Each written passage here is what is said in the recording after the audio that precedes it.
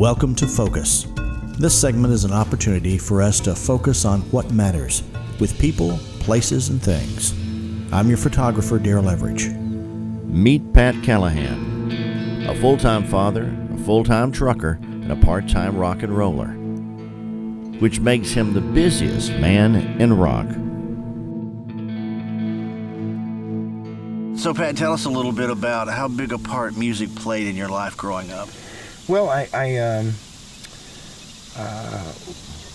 generationally, and as a populace, you know, being a teenager in the 80s, you're going to be glued to MTV. It's going to be the backdrop in every time you enter anyone's house, and we socialized together in someone's house back then when there was no social media, man. We had to actually hang out. So anytime you're together, even if you're not glued to it, it's the soundtrack, right? So you have all this epic hairband stuff that's the soundtrack to your life, and despite the stigma connected to it today or whatever, you can't hear that and not be zapped back to a very vivid memory. So, and you know, I think a generation as a whole, that is how, that's how it affected me. But personally,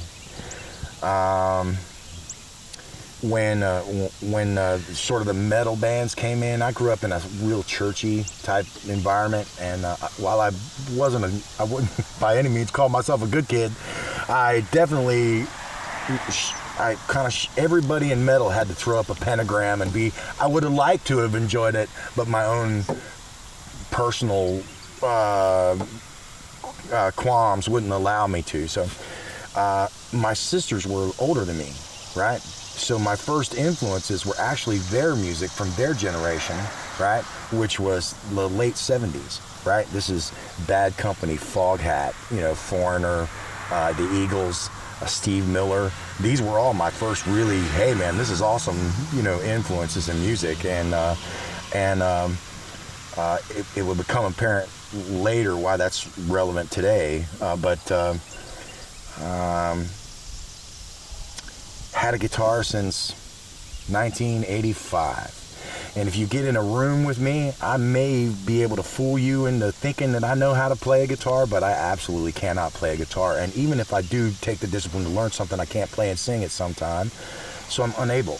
The only contribution I can make musically, the only place where I can pitch in is that hairbrush in the bathroom mirror. I gotta sing, man. And so for me, driving was crucial. The day I got my driver's license, I left Cincinnati, Ohio, literally the day, and drove straight to Walhalla, South Carolina, to my uncle's house. I was the first one of us to hang out.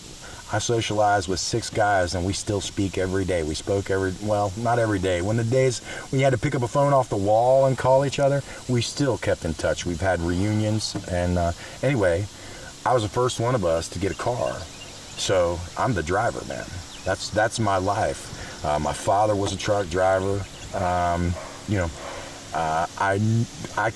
one of the fools who wanted to be a truck driver when I was a kid, when I saw Jerry Reed run over those bikes. So understand, I've got no cell phone and thousands and thousands of miles of nothing but music crunk, windows down, right? I can actually credit a lot of those bands I mentioned earlier for saving my life, because truck driving is brutal and getting less so from a fatigue perspective. But you're really selling a mammoth portion of your life, and sleep deprivation is insane. So you crank the window down, you blast whatever Bad Company in the backdrop, AC/DC in the backdrop, blast that stuff and run those miles, and literally that's what gets you to the next stop. So that's how it's relative to me. And I'm fortunate at this point that people who can play that guitar have enough faith in me to let me get up in front of them and sing. You know what I mean? Well, what do you think about today's modern rock?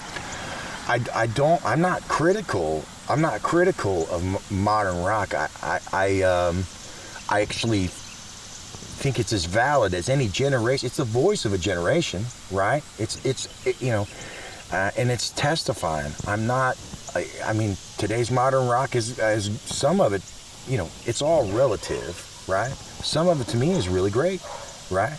I'm just saying it's missing key components, and it's killing itself based on a few people who decide what the populace hears by what they choose to promote.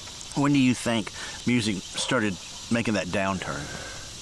I genuinely, I believe it was with the 90s, right? Because rock and roll sort of rebelled against MTV, who was clearly just using formulaic music and squeezing what was sexy about rock and roll out, just like wringing it to death. And meanwhile, we're raising a generation who's got very real issues and nobody's singing about that, right? Everybody's singing just the sexy part of rock and roll, and there's no voice for these folks.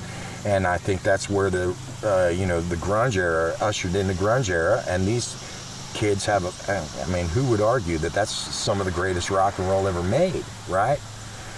But it has to exist as a rebellion to that sexy, shallow, and looking back, it's moving forward with the generation and looking back and going, this was only back far enough to the MTV era, right? And saying this was shallow foolishness, right? So moving forward, the production of rock and roll, we get to the production of rock and roll, and it still sees that the 80s were such a ding in rock and roll, such a hard hit in that aspect, like that today, if you make feel good rock, it's invalid. It's not, nobody's going to produce it, right? And I don't think you're wise, like what's the movie, School of Rock? So disappointed, right? When Jack Black's character is asking all the kids in the class, what's rock and roll about? And they go around and they answer all the questions, but the kid who goes, sticking it to the man? Yes, right? No, I don't agree, right? There has always, from its inception, been an element of rebellion in rock and roll. And there has always been a generation who has utilized rock and roll in a marvelous way to be their voice, for them to testify. That's always going to be an element, and it will change in the future. There'll be another generation who has something to say. I just don't think the way that we're doing it, they're going to say it through rock and roll. And that's because, I hope I don't offend anybody with this, I believe very strongly that rock and roll started in a swamp juke, right? Somewhere down in Louisiana.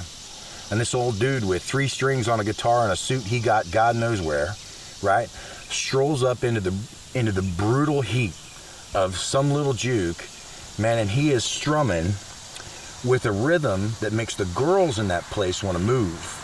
And he's testifying stuff that makes the guys kind of puff chest, and he actually creates, there's no denying that there was a sexual energy that he created there.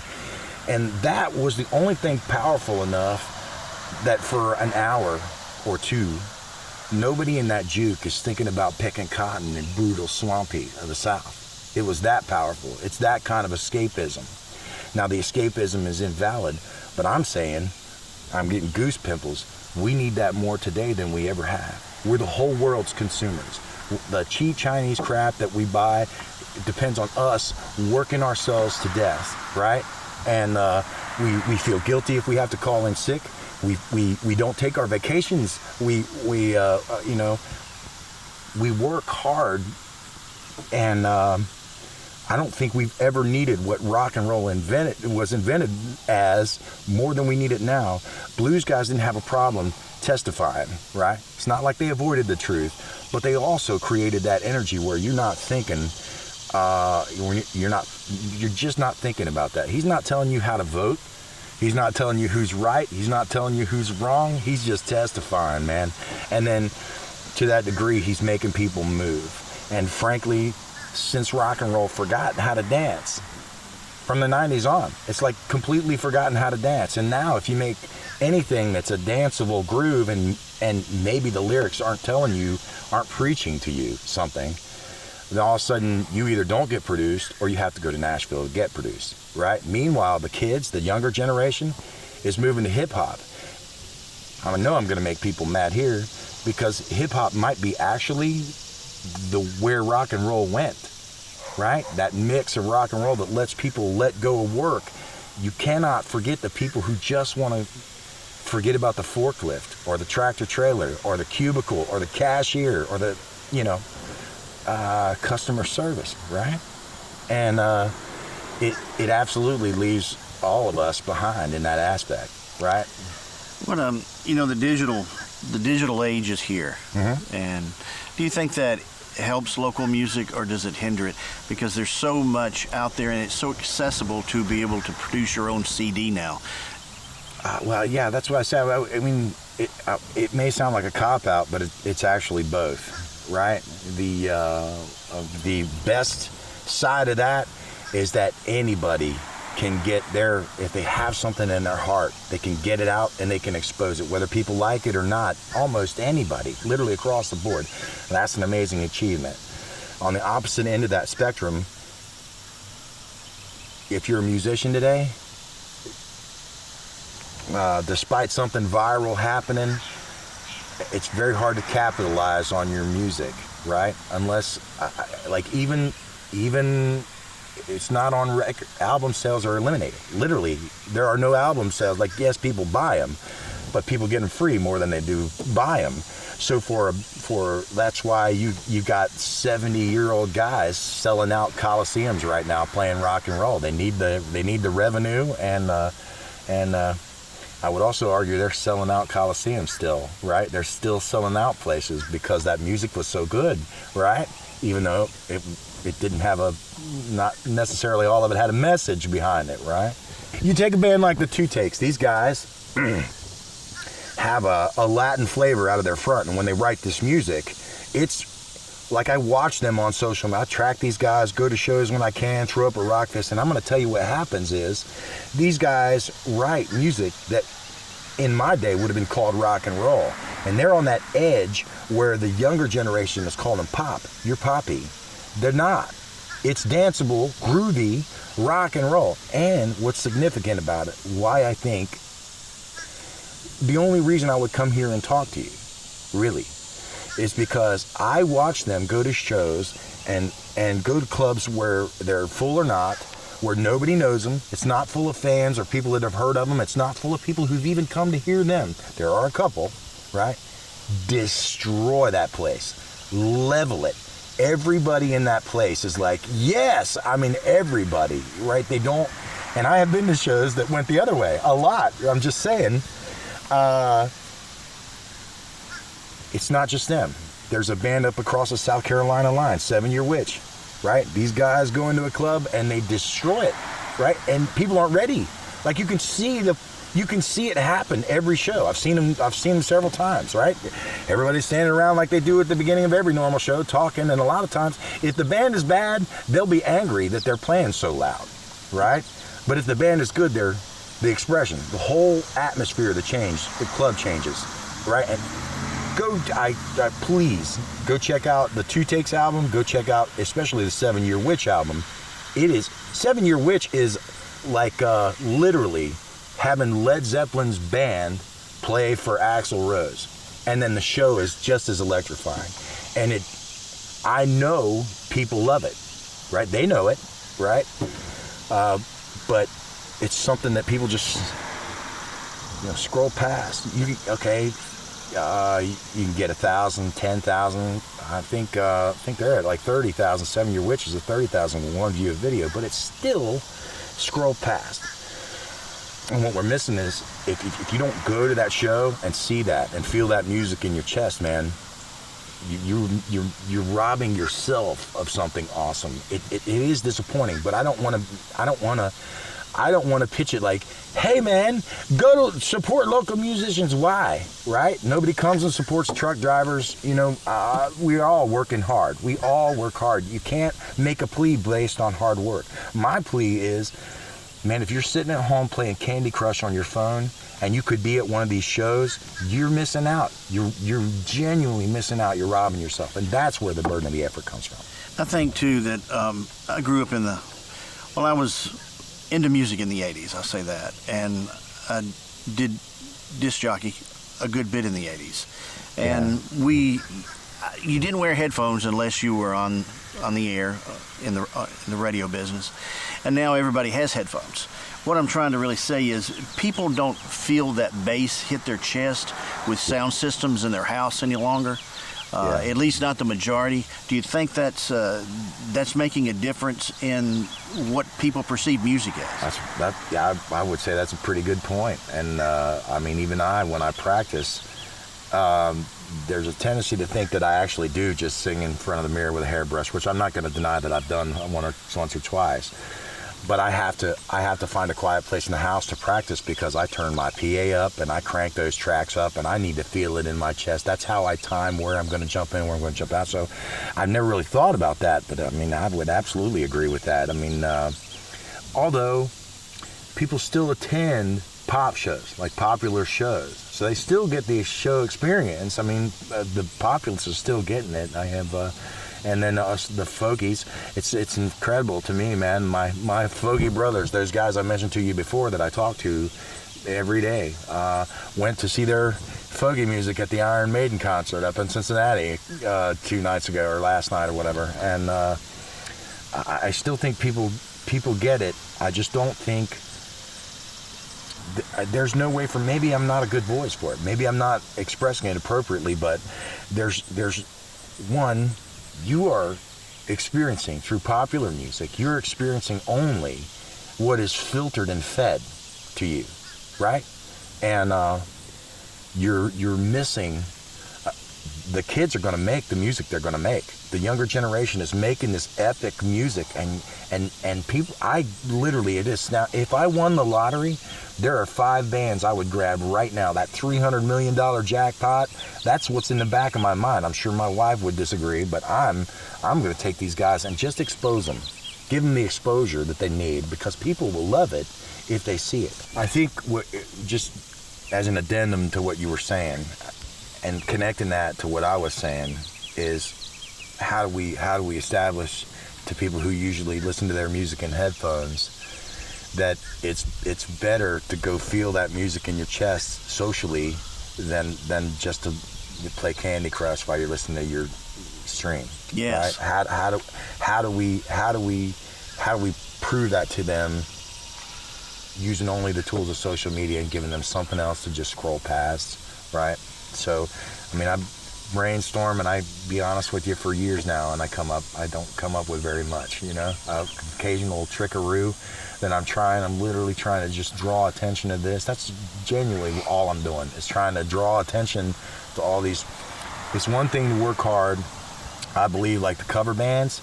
Of course, the Seeger tribute's going to sustain itself. The cover band may not, but it will do better, because it's just going to be what venues are looking for, right? Like the covers, everybody knows the words, everybody has fun and drinks, right? It's no more deep than that. But it becomes a passion when a band like Scarlet Stitch, somebody like that, is pouring their heart. They're testifying to their existence in their music, right? And they want to be heard, right? So for me, if you notice, I don't really promote myself that much. What I'm going to do is either going to be cool or not. It's going to be fun to come see or not. And I think the people, I genuinely believe it will be. It's a different mission when you're making wonderful original music and you're a generation testifying. It becomes a little more important, you know. Anyway. When I mean, you work full time. Uh-huh. You have a full time family. Yeah. And then you're currently working with 2 bands. One's a Seeger cover band, and one is your band that's a passion. But you travel over 200 miles, is it? Yeah. To practice with those guys, yeah. and do everything else on top of that. I mean, I guess somebody would probably say, why? Yeah, well, I'm not. For the record, I got a text the other day from one of the guys from the Seeger tribute. Man, if you're going 284 miles, you must be planning on world domination. You could front any band in Gwinnett, right? Why would you do that? And I'm not going to be able to explain to that guy in text, you know, why it was worth it. But Seeger tribute is going to be more work musically, but less work to promote. The cover band, and which will eventually have original music, I promise. The cover band, Brand New Relic, is one made up of key people, right? Wayne Bailey is critical to my becoming a singer and a frontman. His influence in my life over the past few years has been such that I want to keep that guy around because he's better at all of this than I am. Brilliant ear, great guitarist, and I need that guy, right? I'm unglued. I'm all over the place, and so now Wayne's willing to travel down here to play the cover set. I've got another guitar player. He's from Chile, right? He lives in Doraville and doesn't have a driver's license, right? Incredible guitar player, maybe the most technically talented guitar player I've ever met. And I'm honored that he'd want to jump in on a project that we're doing. I genuinely didn't think he'd want to, but he does. But he doesn't have a car. Now, practice space. We've got a drummer in Gainesville, right? Who's got a living room, but he's got a living room with a family. I have a tiny music room at my house. It's not big enough for all of us. You know, Juan down in Doraville, he's got a small space, and he's renting a room. So there's no practice happening there. We have our only viable options are Nucci space in Athens, right? Which is awesome. But I got to hear myself. When we practice, I got to be able to hear my vocal. I want to be able to, for the guy playing the kit to play at volume, and I need to be able to hear my vocal over top of it. So we need a good system, and we need a place where we can play at that volume where we're not going to bother anybody. In Hartwell, where Wayne Bailey lives, he's got his own separate barn, and everything's set up. We don't have to worry about anything. The sound is phenomenal. Wayne Bailey might be the best sound man I know, and nobody knows it. But, I mean, he does. But I'm saying, so for me, and the best musical advice I ever got was have fun. It will translate. I promise, man. I've sang and choked one time and stopped singing and got real nervous, swallowed up by it, and it caused tension in the band, and it stopped the show, and everybody causes this tremendously awkward moment. At a show, I threw up before I sang because I was so nervous, right? With this band, I've choked publicly while we're out, and I laugh. Everybody else kind of laughs, and we keep going. And that energy is incredibly different when you're showing off what you do in front of people, right? It's just the natural vibe of what's happening right now is very cool, and it doesn't detract. We're not all struggling over it. There's no struggle, man. When we get up and play, and we have a blast. And that, almost more importantly than technically, everybody's technical ability, doesn't matter how good you sing. If people don't have fun, well, I just strongly think you shouldn't even bother. If people don't have fun going out to see your show, then, back, reel the screws in a little bit, So I guess one of the best questions would be the last question would be digital or vinyl?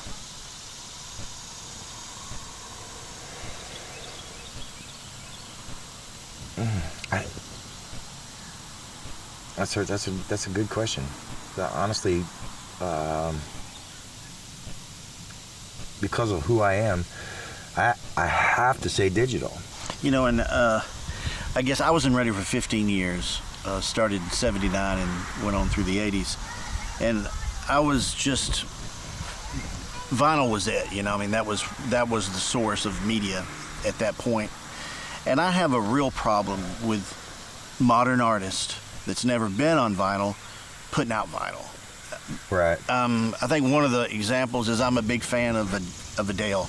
I do get depressed and drink I want to hear some Adele. You know? Right. I totally get it. But I don't rock want and roll. I don't want to put on her vinyl album. You know, I mean, Right. it's to me. Disarmed. They just missed it. Yeah, I mean they missed it. I mean that's all you can say about it. I couldn't give a fair assessment because, to be honest with you, I haven't had a turntable in years and I haven't listened to anything new, so I haven't had the experience yet. So I'm not sure, but I do understand what you're saying. I just don't know. I don't know. I think I think people who buy records today that are trying to buy new records are new people discovering vinyl, but they're not. I mean, they're not really vinyl. I don't know. That's my question to you. Does the zombie electronica come through? Like, is that what you say comes, like, still on vinyl? The difference is there's almost no electronic production. Right. Like, And I think that one of the things that I have a problem with is people who collect vinyl now collect it to put it on the wall. It's more decorative. They, hey, look, I have a record. They're not really people who buy it to listen to it, because when I was growing up, that's all you had. I mean, we had no choice. I understand that. Yeah. But I think that it's a misuse of that platform. For me, I just don't want a new artist on vinyl, because it's just, you've never heard their stuff on vinyl. I could also see from an artist standpoint why they'd want to hear their work on vinyl, because of the influences that they had coming before them. So I could see why they'd want to do it. But, and also I have a friend who's exactly like you're talking about, man. Big vinyl collection, but he's not listening to that. You can't help the progression of time and how things change. So I know some people from this generation who are making really good music and appreciate everything about the vinyl era that you do. I mean, genuinely, they get it, and I don't think they're alone. And I think, the dilemma is moral, right? Do you understand that every time you grab that free song, if you was a friend giving it to you, somebody worked for that.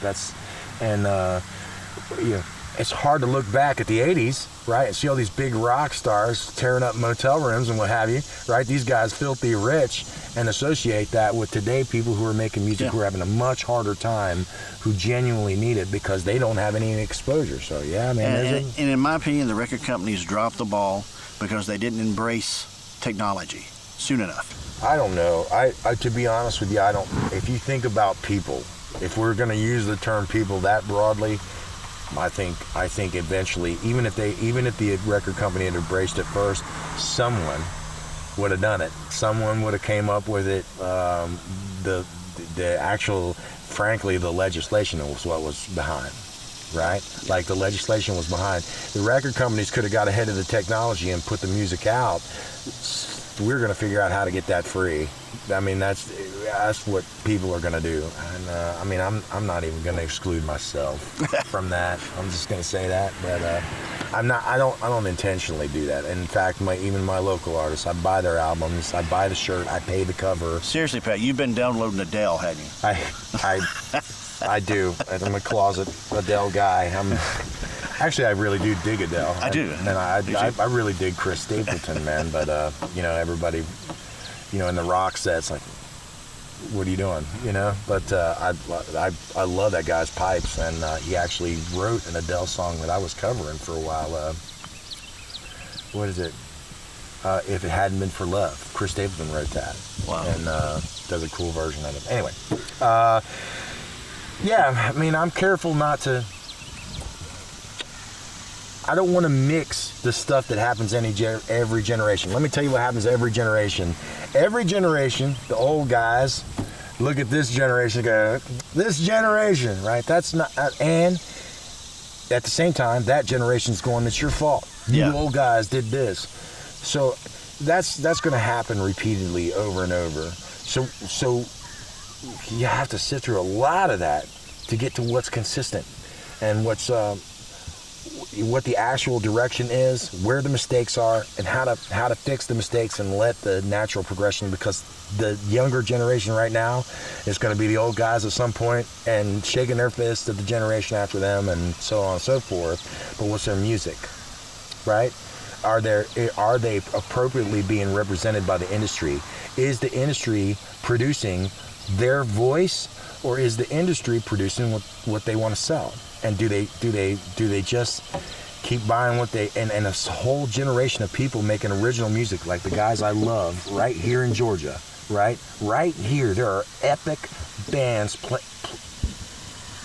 who are testifying to their existence not being heard.